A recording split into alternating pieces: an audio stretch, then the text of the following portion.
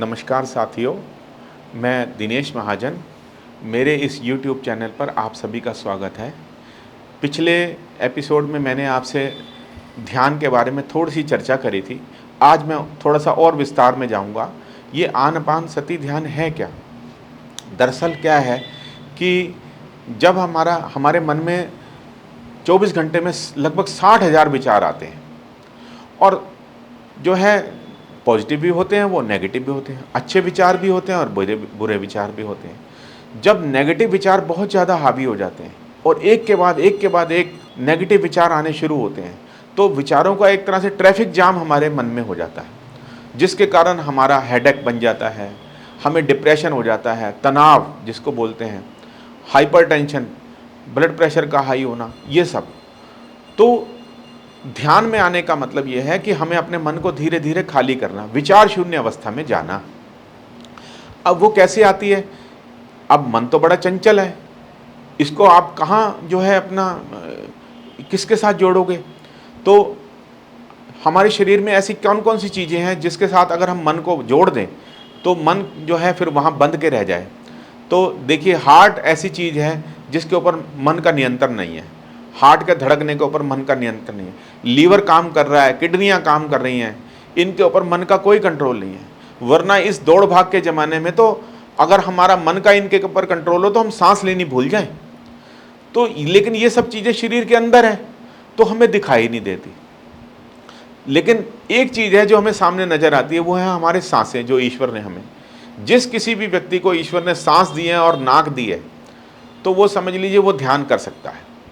और अब मन जो है, मन के बारे में ये कहा गया है, मन लोभी मन लालची, मन चंचल चित चोर, मन के चले ना चालिए, पलक पलक उछोर। ये मन इतना चंचल है कि पलक पलक में, तो इसको इसलिए इस मन रूपी बंदर को कहाँ बांधना है? अपनी सांसों की डोरी के साथ। तो आनापाना सती ध्यान में जो सांस हम ले रहे हैं और जो सांस हम छोड़ रहे हैं उसके साथ एकाकार हो जाना। सती का मतलब एकाकार हो जाना, जोड़ लेना। तो जब हम मन को सांसों के साथ जोड़ लेते हैं तो धीरे धीरे हमारा मन खाली होने लगता है, विचार शून्य अवस्था में जाने लगता है। और जैसे जैसे मन विचार शून्य अवस्था में जाने लगता है तो ये जो हमारा सहस्त्रार है सिर के ऊपर, 7वां चक्र, चक्रों के बारे में भी अभी डिटेल से आने वाले एपिसोड में आपके साथ चर्चा होगी। लेकिन सहस्त्रार चक्र जो है, इसके द्वारा, इस रास्ते से जो ब्रह्म ऊर्जा है जिसको कॉस्मिक एनर्जी कहते हैं, वो हमारे शरीर में प्रवेश करती है। और वो कॉस्मिक एनर्जी वो हमारे शरीर में प्रवेश करने के बाद सबसे पहले हमारे माइंड को हील करती है। और माइंड को हील करने के बाद फिर वो हमारी 72,000 नाड़ियों को शुद्ध करती है। इसके बारे में भी आगे डिटेल चर्चा होगी। तो इस ध्यान का विज्ञान ये है कि उस ब्रह्म ऊर्जा को अपने शरीर में प्रवेश करवाना। और वैसे तो हम सोते समय भी विचारों से, जब हम गहरी नींद में होते हैं उस समय भी विचार शून्य अवस्था में चले जाते हैं। ब्रह्म ऊर्जा हमारे शरीर में तब भी प्रवेश करती है, लेकिन वो इतनी काफ़ी नहीं होती कि हमारे चक्रों को वो जागृत कर सके। इसलिए ध्यान जो है वो जागृत अवस्था में एक तरह से सोना है जो है। ये इस प्रकार से जो है इस आनापानी सती ध्यान का, अच्छा विज्ञान, ये अपने आप में एक विज्ञान है। क्यों है ये विज्ञान? आपको ये मालूम है कि विज्ञान के कुछ नियम होते हैं, वो देश काल पात्र वो उससे इररिलेवेंट होते हैं। मतलब अगर कोई पैरासीटामोल दवाई भारतीय को सूट कर रही है तो अमेरिका में रहने वाले व्यक्ति को भी वो सूट करेगी। तो इस प्रकार जिस प्रकार जो है चिकित्सा जगत में वो एक दवाई किसी भी देश, किसी भी काल, किसी भी पात्र को, अगर वो किसी भी धर्म या जाति का है तो वो पैरासीटामोल उसको सूट करेगी अगर उसको फीवर है तो इसी प्रकार जो है ये अपना ध्यान का भी ये नियम है कि ये देश काल पात्र से की सीमाओं से परे है। अगर आप ध्यान में बैठेंगे, आप अपने लेग्स को, पैरों को क्रॉस करके बैठेंगे, अपने हाथों को क्रॉस करके बैठेंगे और आंखें बंद करके और अपनी सांसों पर ध्यान केंद्रित करेंगे। इस प्रकार हाथों को क्रॉस करके, हाथों की उंगलियों को क्रॉस करके, वो मैं आपको बताऊंगा कि इसका क्रॉस करने का फायदा क्या होता। और इस प्रकार से जब आप बैठेंगे, पलकों को बंद करके अपनी सांसों पर ध्यान केंद्रित करेंगे तो आपका माइंड जो है धीरे धीरे जो है अपना विचार शून्य अवस्था में जाएगा। और विचार शून्य अवस्था में जाएगा तो फिर ब्रह्म ऊर्जा इसके अंदर प्रवेश करेगी जो कि आपकी बॉडी को हील करना शुरू करेगी। ये इसका विज्ञान है। और ये सार्वभौमिक है। ये जो है, इसीलिए ये साइंस का मतलब ही यही है कि देश काल पात्र की सीमाओं से परे होना। तो अब इसके क्या क्या लाभ हैं और क्या क्या जो है इसके प्रत्यक्ष क्या लाभ हैं और अप्रत्यक्ष क्या लाभ हैं। तो सबसे पहले जो इसके जो बाई प्रोडक्ट हैं वो समझ लो एकाग्रता, वो तो आपको मिलनी है। आपकी कंसंट्रेशन बढ़ेगी। और आपकी दूसरा इसका लाभ है स्मरण शक्ति। ये इसके प्रत्यक्ष लाभ में आपसे पहले चर्चा कर रहा हूँ। स्मरण शक्ति आपकी जो मेमोरी पावर बढ़ेगी। और एक शब्द है इंटेलिजेंट कोशेंट, जिसको बोलते हैं बुद्धिमत्ता का स्तर, वो भी आपका बढ़ेगा ही बढ़ेगा, इसमें कोई संदेह नहीं है। जब भी आप ध्यान में आएंगे, ध्यान में आने के बाद एक तरह से आप रिलैक्स हो जाते हैं। जो कुछ भी आप याद करते हैं वो आपको ध्यान रहता है। और उसके बाद आपका जो है फिजिकल बैलेंस, मेंटल बैलेंस और इमोशनल बैलेंस, यानी शारीरिक, मानसिक और भावनात्मक जो है वो जो है ये बैलेंस ठीक होगा। और उसके अलावा आपके अंदर मानवीय गुणों का विकास होगा, कृतज्ञता आपके अंदर आएगी। आप जीवन में जो है सबके प्रति जो है वो कृतज्ञता का भाव, कर्तसी का भाव आपके अंदर आएगा। प्रकृति हमें जो चीज़ें दे रही है, प्रकृति के प्रति आपके मन में कृतज्ञता का भाव आएगा। आपके मन में दया, करुणा, प्रेम, ये सब गुण सहज ही रूप में विकसित होंगे।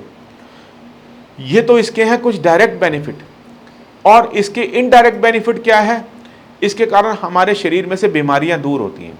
वो कैसे दूर होती हैं कि एक ज्योतिष में हमने श्लोक पढ़ा था, पूर्व जन्म कृतम पापम व्याधि रूपेण जायते, यानी हमारे द्वारा जो पूर्व जन्म में पाप कर्म हो जाते हैं उसके कारण इस जन्म में हमें शरीर में व्याधियां मिलती हैं, रोग मिलते हैं, कष्ट मिलते हैं।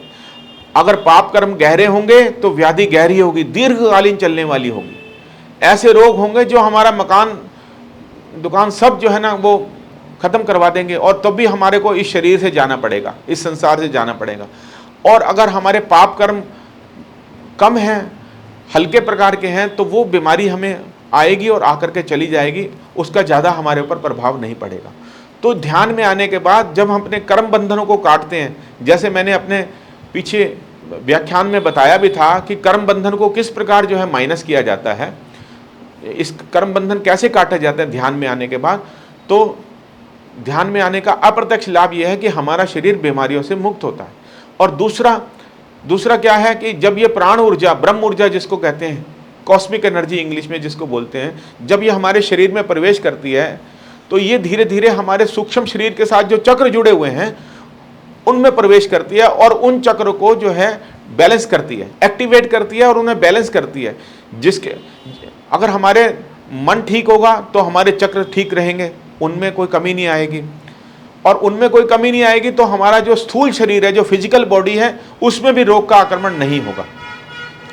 तो बीमारियों से दो प्रकार से, एक तो हमारा जो है सूक्ष्म शरीर को ठीक करेगी, जिसके कारण पहले बीमारी हमारे मन में आती है, उसके बाद हमारे सूक्ष्म शरीर में आती है, और उसके बाद हमारे स्थूल शरीर में, जिसको फिजिकल बॉडी कहते हैं, उसमें आती है। और सूक्ष्म शरीर को हम ईथर बॉडी कहते हैं। तो चक्रों के बारे में मैं आपको आगे चल करके बताऊंगा। तो इस प्रकार, और ध्यान में आने का जो सबसे मेन मुख्य लाभ है, ये हमारा आज्ञा चक्र जागृत होता है। ये भी अप्रत्यक्ष इसका लाभ है। आज्ञा चक्र जागृत होगा तो हमारा तीसरा नेत्र खुल जाएगा, इसको दिव्य चक्षु भी बोलते हैं। और जब ये खुल जाता है तो हम एक प्रकार से त्रिकाल दर्शन कर पाते हैं, हम एस्ट्रल ट्रैवल कर पाते हैं, कई लोगों की यात्रा कर पाते हैं, अपने पूर्व जन्म में जाकर के देख पाते हैं कि हमारे द्वारा ऐसे कौन से कर्म हुए जिसके कारण हमें इस प्रकार का मानव जीवन मिला। तो इस प्रकार दिव्य चक्षु खुलता है। और सबसे बड़ी बात, अंत में ब्रह्म से साक्षात्कार होता है हमारा, और फिर हमारा ब्रह्म में विलय हो जाता है। जो है जब ध्यान की जो उच्चतम अवस्था जिसको समाधि बोलते हैं, जब हम उसमें आते हैं तो फिर हमारा ब्रह्म से मिलन होता है इस शरीर को छोड़ने के बाद, और आवागमन के चक्र से तो मुक्ति मिलती है। तो इस प्रकार साथियों, आपने देखा कि ध्यान से हमें क्या प्रत्यक्ष और क्या अप्रत्यक्ष लाभ है। आगे आने वाले एपिसोड में मैं क्या क्या ध्यान की 3 अवस्थाएं हैं और ध्यान में अपनी ऊर्जा को किस प्रकार बढ़ा सकते हैं, उसके बारे में आपसे चर्चा करूंगा। अगर आपको ये मेरा चैनल पसंद आया हो तो आप इसे शेयर कीजिए, लाइक कीजिए और सब्सक्राइब कीजिए। बहुत बहुत धन्यवाद।